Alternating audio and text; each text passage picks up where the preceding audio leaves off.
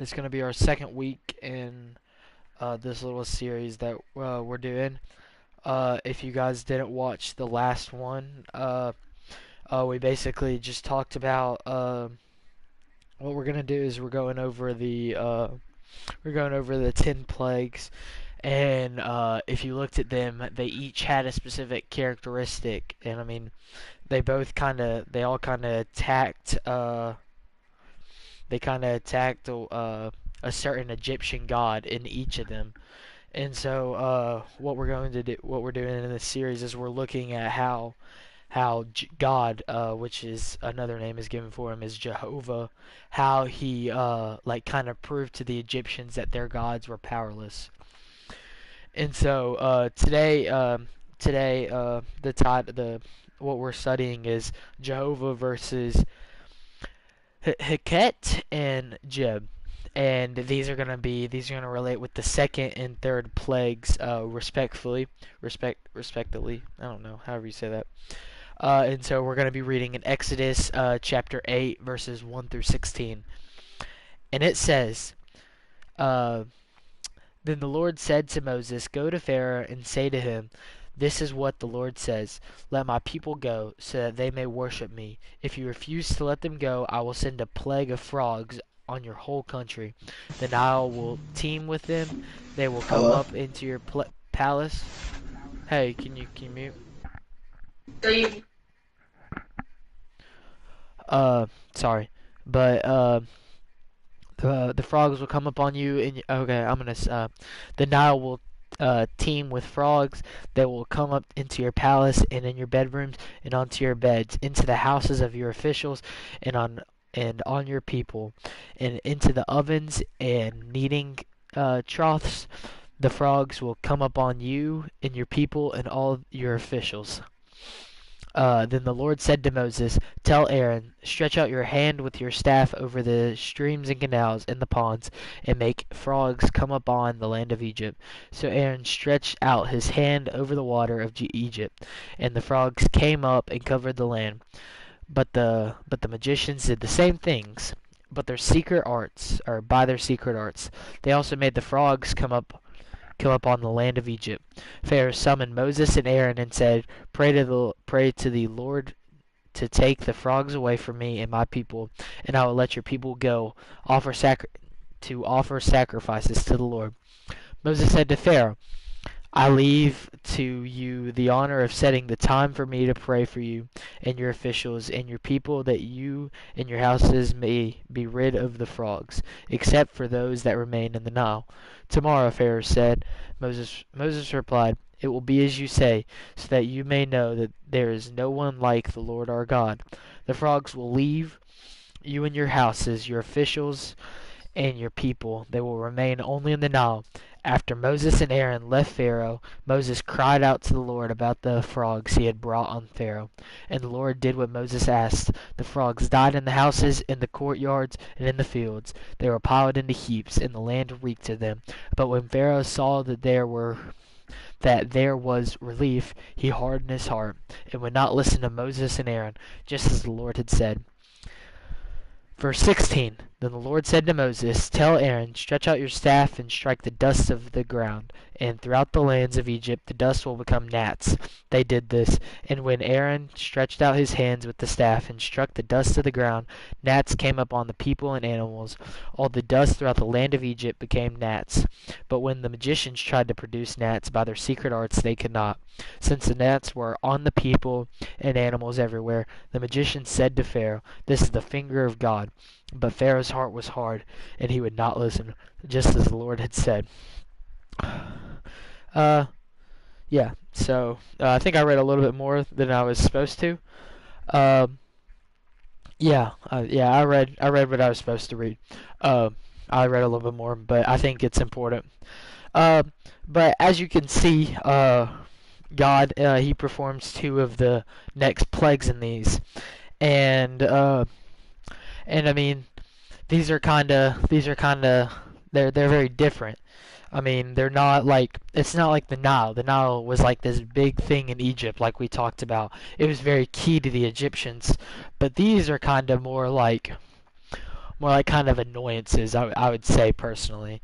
I mean, not annoyances. I mean, these were pretty big things. I mean, it talks about how there were frogs everywhere. They came out of the Nile, which that's again attacking the Nile, which I just contradicted myself. But yeah, these were important, I guess then. But the Nile was overfilled with them, and so that kind of goes back last week with the God that was supposed to protect the Nile. He wasn't able to do that. The frogs came in because the Lord had commanded it to. But this is still where God has done things that the Egyptians magicians could do. The plague of the frogs. It says that the Egyptians magicians were able to do the same thing. They were able to produce what God had done. And so like that may get some people discouraged. I mean, you may see the enemy in your life that like God does something, but then the enemy can do it right again. But the difference is that one is a lot more powerful than the other, because I mean what God did. It was much more powerful than what those Egyptian magicians did. Because I mean, if you look at it, Pharaoh, I mean, those Egyptian magicians could not control the frogs that God brought unto them, and maybe that's something where you're at tonight. You feel like the Pharaoh. I mean, you feel like the enemy is able to control the same things God's able to control. But that's the thing; they're different in the way they control it. The Egyptian magicians, they did just a little bit. They were able to control just a little bit. I mean, I bet that they didn't really control that much, because Pharaoh starts to beg Moses to tell their God Jehovah to bring out the frogs. And so clearly, you're just looking into that. Clearly, there is some power difference in that. And I mean, I bet the Egyptians were really confident. I mean, Pharaoh was probably really confident. He was probably like, man, look, my guys can do the same thing. So this little god they talk about is just one of the magic tricks. Our God is just as powerful. But then you notice that God doesn't God doesn't just back off like the Egyptian magicians probably wish they could have. I mean, the Egyptian magicians probably backed off because the frogs were overrunning. It said they stunk of it in the streets, like basically. And I mean, you kind of look at that and you just notice that, wow, it was God working here. And the goddess that Jehovah attacked was Heket, Hequet. Very weird name. Uh, and she wasn't necessarily over the frogs, but she had the head of a frog. And I mean, the Egyptians like mythology was very important. It's kind of like their symbol. It was like something they were also able to control on the side of what they were already to control. And it's like Heket, she was supposed to be able to control her frogs, but Jehovah said, no, since I brought the frogs in here, I made the frogs, you're not able to control the frogs, I'm able to control the frogs. This is just where God keeps on showing that these Egyptian gods are powerless. And it's just crazy how this didn't kick into the Egyptians' minds. It's crazy that Pharaoh kept on hardening his heart after all he had seen. He had seen God keep on working, but yet Pharaoh denied that God was actually moving in these. He didn't care. He was just like, that doesn't matter. It just doesn't matter because I don't think God is actually doing this. He's still believing in those Egyptian gods. And so maybe you're here today, and are you believing in God, or are you believing in those Egyptian gods? Because these Egyptian gods, they don't have any power compared to God. God is all powerful. God is almighty. God is the one that He's the ruler of the heavens and the earths. There's angels right now singing glory, glory. I mean, it's crazy that as Christians, I feel like as Christians, sometimes we can get, sorry. It's crazy somehow as as Christians, we can get into this Pharaoh mindset. We can get into this Pharaoh mindset where we don't believe. We don't believe that this is actually God working. We believe that this is something else. Sometimes we may believe that we're doing this because that's what Pharaoh did. Pharaoh didn't think God was working because he saw his men doing it. He thought that his own people could produce the same results as God. But that's the thing, though. It starts getting into it. Because I bet Pharaoh probably thought that he was able to control the frogs. But look at it. He starts crying out to God. He starts crying out to Moses and telling him to cry out to God. He's like, please take these frogs away. They're too much. My men cannot compare. My men just can't control it. These frogs are something different. And he says to go pray to God, and so that's him admitting it, but he doesn't believe it in his heart that it was actually God. He believes that this is something that they are tricking because he hardens his heart. If he actually believed that it was from God in his heart, he would not harden his heart and he would let God's people go. And so he hardens it. And so this is something that just stands out. Moses and Aaron, even though that was their enemy, they still prayed for their enemy. Maybe there's someone you don't like. I know I have a couple people. But just because you don't like that person doesn't mean you can't love them. Doesn't mean you can't do things for them. And you know what? I've fallen short of that sometimes. I have. 100%. I'm not the best person ever. And I know that. But that's the thing. I mean, we gotta start praying for our enemies. Because you never know. You never know what these enemies may be going through. Just like Pharaoh. Moses and Aaron did not know what Pharaoh was going through. But there was something going through. And so now moving on to the third plague, the plague of the gnats. And so it happens, right? God basically creates the dust out of the ground to become gnats. And so basically Jeb, or I don't know, G-E-B, Jeb, something, I don't know. She was the goddess of the dust. And so basically that's God using her own powers against her.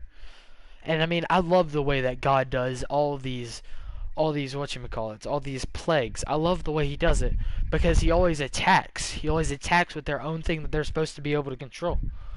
I mean, it's crazy. I would have never thought about this, but that's the difference between me and God, right? I mean, God thinks of these things. God thinks of the ways that he can show his glory and his power because he is so he is so powerful and he deserves all the glory. And so I mean, he does these things, and this is very creative. And I mean, maybe you don't think that there's a way, maybe you don't think that there's a creative enough way, but I mean, these should prove to you that God can be creative. God can think. God can make situations that look hopeless become prosperous in our lives. Okay, but getting back, but yeah, so I mean, he basically I mean, he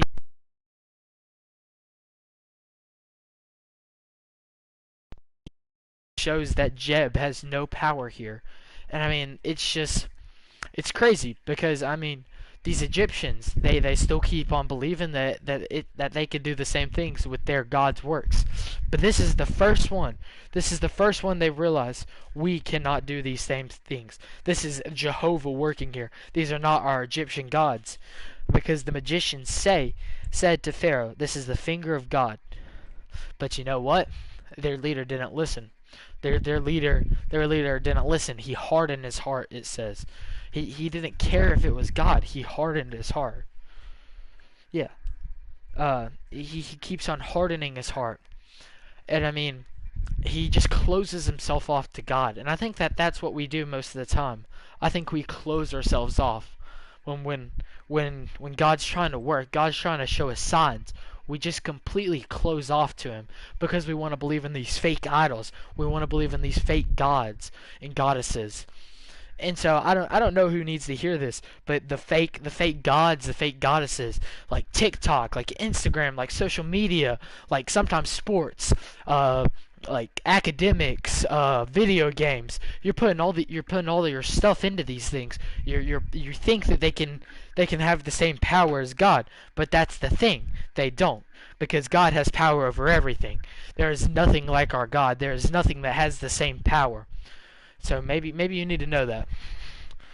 And I mean, it goes back to the same question I asked last week.